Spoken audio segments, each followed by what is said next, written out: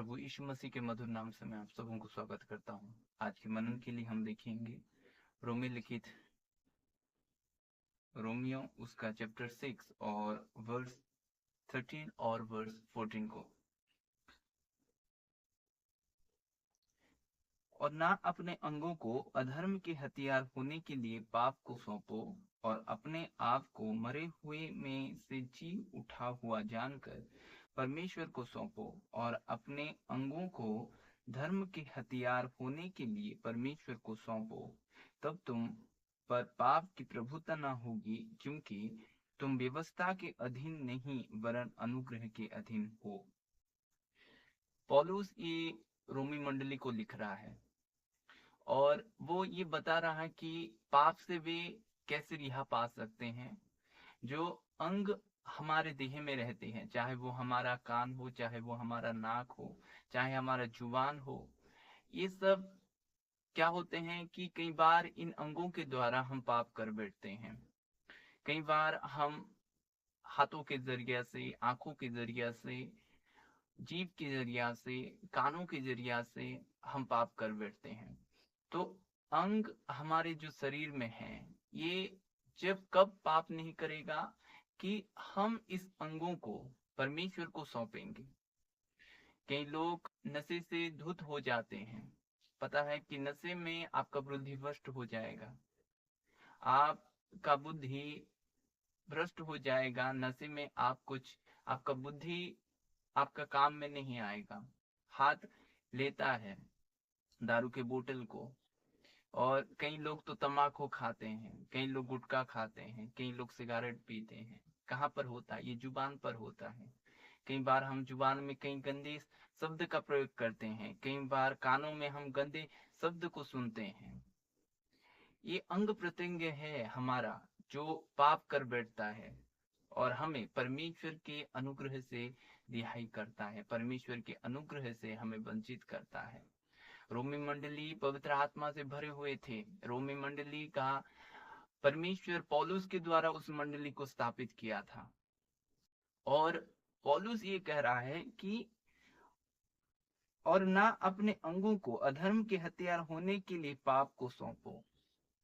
पाप को सौंपना, हमारे जीवन, हमारे जो अंग प्रत्यंग हैं, पाप को सौंपना। आप कई लोग ऐसे होते हैं कि जानबूझकर पाप करते हैं। कई लोग ऐसे होते हैं कि मोबाइल में गंदे वीडियो देखते हैं। कई लोग ऐसे होते हैं कि कानों के जरिया से, संसारिक अभिलाषा से कई गाने को सुनते हैं। कई लोग ऐसे होते हैं जो व्यभिचार करते हैं, अपने शरीर में नशे में धुत होते हैं, व्यभिचार करते हैं, गंदे गंदे काम करते हैं। ये अंग प्रत्यंग को सौंपते हैं पापों को। और वे लोग सोचते हैं, क्यों मुझ में परमेश्वर दिखता नहीं है, क्यों मैं परमेश्वर के करीब नहीं हो सकता, क्यों मैं परमेश्वर की उपस्थिति को नहीं पाता हूँ। क्योंकि वे पाप के दासत्व में अब भी हैं, वे पाप से रिहा नहीं हुए हैं। उनके अंग प्रत्यंग पाप करता है और वे परमेश्वर से वंचित होते हैं, परमेश्वर की उपस्थिति से वंचित होते हैं। और जैसे कि पर अपने आप को मरे हुए में से जी उठा हुआ जानकर परमेश्वर को सौंपो। मरे हुए को जी उठने का मतलब क्या है? हम कई बार गुड फ्राइडे को मानते हैं। कई बार हमारे जीवन पर गुड फ्राइडे, हम उस दिन हमें खाना पीना नहीं सोचता। एक रीति रिवाज की तरह से हम नहीं खाते। क्यों? गुड फ्राइडे है, प्रभु यीशु मसीह ने काल्वरी क्रूस पर अपना जीवन दिया। कैसे मैं खा सकता हूँ? उपवास करूंगा मैं। वो अच्छा है, आप उपवास करो। आप दुखित हो कि आपके लिए वो मरा, आपके लिए वो प्राण प्राण त्यागा। लेकिन सच्चाई ये है कि जो क्रूस पर वो मर गया, उस क्रूस पर आपका आपका मनुष्यत्व भी मर गया है। यानी आप भी उस क्रूस पर चढ़ाए गए हैं। आप अपने नहीं हैं, आप मसीह के हैं। ये सोचकर आप परमेश्वर को, अपने अंगों को कंट्रोल में करो और परमेश्वर को सौंपो। ये जो सोचता है, ये जो समझता है कि मैं अभी मसीह का हूं, क्योंकि मेरे गुनाह का सारा, पाप का सारा लेखा प्रभु यीशु मसीह ने क्रूस पर दे दिया है, तब आप जब गिल्टीनेस होगा, तब आप अनुताप करोगे, अब मैं कैसे पाप कर सकता हूँ मेरी आंखों से, अब मैं कैसे गंदे शब्द का इस्तेमाल कर सकता हूँ, क्योंकि ये शरीर तो प्रभु का मंदिर है। जब आप ये सारे विषय को सोचोगे तो आपका अंग प्रत्यंग जो आपको कंट्रोल नहीं नहीं होता, यानी कई बार आप कंट्रोल नहीं कर पाते अपने आप को, आप बस में कर सकते हो जब आप ये सोचोगे कि मैं प्रभु यीशु मसीह के साथ क्रूस पर चढ़ गया हूँ। अब मैं मेरा नहीं हूँ। पौलुस क्या कहता है? मैं क्रूस पर चढ़ गया हूँ। वो क्रूस पर चढ़ा था क्या? प्रभु यीशु मसीह के साथ वो क्रूस पर चढ़ा था क्या? नहीं। उसका कहने का मतलब ये था कि वो जो पाप प्रभु यीशु मसीह ने उसके लिए, जो बलिदान प्रभु यीशु मसीह ने उसके लिए दे दिया है, जो वो पाप किया था उसका भरपाई प्रभु यीशु मसीह ने दे दिया है, उसको वो ये समझा रहा है कि मेरा पुराना मनुष्य तो क्रूस पर समाप्त हो गया, मैं अब कैसे पाप कर सकता हूँ। तो आप अगर ये सोचोगे कि आप, मैं क्रूस पर चढ़ गया हूँ, मैं मसीह के साथ चढ़ गया हूँ, मेरा सारा पाप उसने चुका दिया है, मेरा पुराना मनुष्य, चाहे मैं विचार भी कर लिया पिछले दिनों में, चाहे जो भी बोल दिया, जो भी नशे कर दिया, उसका भरपाई प्रभु यीशु मसीह ने दे दिया है। अगर आप ये सोचोगे तो आप आपका अंग प्रत्यंग को, अपने जीवन को, अपने जीव को, अपने आंख को, अपने हाथों को, अपने पैर को आप बस में कर सकते हो। ये पौलुस समझा रहा था ये रोमी मंडली को। पौलुस ये समझा रहा था और कहता है क्या कि पर अपने आप को मरे हुए में से जीव उठा हुआ जानकर परमेश्वर को सौंपो और अपने अंगों को धर्म के हथियार होने के लिए परमेश्वर को सौंपो। तब तुम पाप की प्रभुता ना होगी, पर क्योंकि तुम व्यवस्था के अधीन नहीं वरन अनुग्रह के अधीन हो। पता है, इसराइल को व्यवस्था दी गई थी, उनको लॉ दिया गया था कि तुम्हें ऐसा करना है, इसे ऐसा करना है, यहाँ पर ऐसा करना है, यहाँ पर ये करना है, सब कुछ दिया गया था लॉ में। और व्यवस्था पवित्र है, व्यवस्था अच्छी है, लेकिन व्यवस्था का फायदा कौन उठाया? पाप ने उठाया। और वही व्यवस्था सब कुछ पूरा किया प्रभु यीशु मसीह ने। हम व्यवस्था के अधीन नहीं हैं, हम अनुग्रह के अधीन हैं। कई लोग शपथ खाते हैं, कई लोग कुछ तो मन्नत मानते हैं, मसीह होकर भी मन्नत मानते हैं।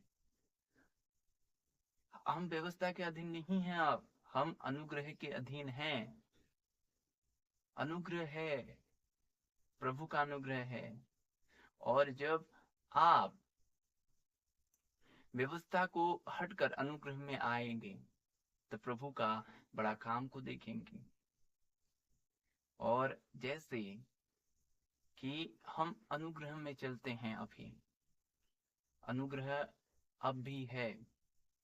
अगर आप भी, अब भी आपका अंग, आपका शरीर का कोई भी अंग आपके काबू में नहीं रहता, आप मरे हुए में से जी उठा जानकर, यानी हम क्रूस पर चढ़ गए हैं, जैसे प्रभु यीशु मसीह जी उठा है, हम भी जी उठेंगे, ये समझकर हम परमेश्वर को अपने अंगों को सौंप दें। हम ऐसी जगह में नहीं जाएं जहां पर आ, रंगलेसी वहां पर बेविचार हो। ऐसे ऐसे पाँवों को आप अगर वहां पर ले जाओगे तो पाँव आपका जिम्मेदार होगा और आपको नरक जाना होगा। प्रभु यीशु मसीह ने क्या कहा? अगर तुम्हारा एक अंग ठोकर का कारण बने तो उसका काट को फेंक दो, कि लंगड़ा होकर जीवन में प्रवेश करना अच्छा है। उसका कहने का मतलब ये है कि आप अपने अंग को, जो आपको विवश करता है वहां पर जाने के लिए, कि अपने हाथ को विवश करता है कि गंदे चीजों को छूने के लिए, कि अपने आँख को, अपने आप आँख जो विवश करता है कि गंदे चीजों को देखने के लिए, जीभ जो गंदे शब्द को बोलने के लिए, ये सारी चीज को आपको काट कर फेंकना है। यानी आत्मिक तौर से आपको फेंकना है ये चीजों को, कि आपको इनकार करना है, आपको वश में करना है अपने आप को। तब पाप से अपने अंगों को रिहा कर सकते हो और परमेश्वर को अपने अंगों को सौंप सकते हो। और जो आप हम अनुग्रह में हैं उसका पूरा फायदा अपने जीवन पर आप उठा सकते हो। पता है, हम व्यवस्था के अधीन नहीं है। वी आर फ्री, हम स्वतंत्र हैं। अभी कोई सिस्टम नहीं है हमारे लिए, पवित्र आत्मा के लिए कोई सिस्टम नहीं है। वो रात में भी उठा देता है, वो दिन में भी भरपूरी देता है। रात को भी सोए होंगे तो भी पवित्र आत्मा भरपूरी देगा आपको। उसके लिए कोई व्यवस्था नहीं है, अब पूरा हुआ सब कुछ। हम अनुग्रह के अधीन हैं। प्रभु इस वचन से आप सबों को आशीष करे, आमीन। मैं आपके लिए प्रार्थना करूंगा कि आप के अंग प्रत्यंग परमेश्वर को सौंपे, आप ना पाप की। कई बार ऐसा होता है कि हम पाप करते हैं और हम कई ब्लेसिंग को रोक देते हैं, प्रभु के ब्लेसिंग को रोक देते हैं हमारे जीवन को। प्रभु जी, मैं आपके लोगों के लिए दुआ करता हूँ खुदावंद। प्यारे प्रभु जी, हम पाप की दासता अभी नहीं रहे खुदा। प्यारे प्रभु, आपने हमें आजाद किया है खुदावंद, पापों से रिहा किया है खुदावंद। प्यारे प्रभु जी, आपके लोगों को प्रभु आप अनुग्रह दिए हैं खुदावंद। प्यारे प्रभु, आपके अनुग्रह उनके जीवन पर बढ़े खुदा। प्यारे प्रभु जी, उनके हाथ पांव, उनके प्रभु नाक कान सब कुछ, उनके शरीर के जितने भी अंग हैं खुदावंद, प्यारे प्रभु जी आपको सौंपने के लिए आप अनुग्रह करें। प्यारे प्रभु जी, आपकी इच्छाओं पर चलने के लिए अनुग्रह करें। पाप की राजत्व उनके जीवन पर ना हो खुदावंद, पाप की अधिकार उनके जीवन पर ना हो खुदावंद। प्यारे प्रभु जी आपके करीब हो जाएं खुदावंद। प्यारे प्रभु जी आपकी इच्छाओं पर चले खुदावंद, ऐसा अनुग्रह करें खुदा। आपकी बड़ी अनुग्रह उनके जीवन पर हो खुदावंद। प्यारे प्रभु जी, व्यवस्था के अधीन हम नहीं है खुदा। प्यारे प्रभु जी, व्यवस्था पूरा हुआ है खुदावंद। प्यारे प्रभु जी, अब हम अनुग्रह के अधीन हैं। अनुग्रह हमारे लिए है खुदावंद। ये प्यारे प्रभु जी, आपकी अनुग्रह में चलने के लिए, आपके अनुग्रह बढ़ने के लिए उनके जीवन पर आप अनुग्रह करें खुदावंद। प्यारे प्रभु, हर एक बंधन टूट जाए। प्यारे प्रभु जी, पाप की राज तो उनके जीवन पर ना हो। प्यारे प्रभु जी, वे आजाद हो जाएं खुदा। उनके अंग प्रत्यंग, उनके शरीर जो आपका मंदिर है खुदावंद, प्यारे प्रभु जी आपको सौंप दे खुदा। प्यारे प्रभु जी, आप उनमें वास करें, उनके जीवन में आप वास करें, उनके जीवन में आप दिखें खुदावंद। प्यारे प्रभु जी, आपके बड़े काम उनके जीवन पर हो खुदावंद। प्यारे प्रभु जी, आपकी राहों पर चलने के लिए आप अनुग्रह करें, आपकी इच्छा उनके जीवन पर पूरी हो। प्रभु जी आपके करीब हो जाएं, यीशु नासरी के नाम में, आमीन। God bless you all.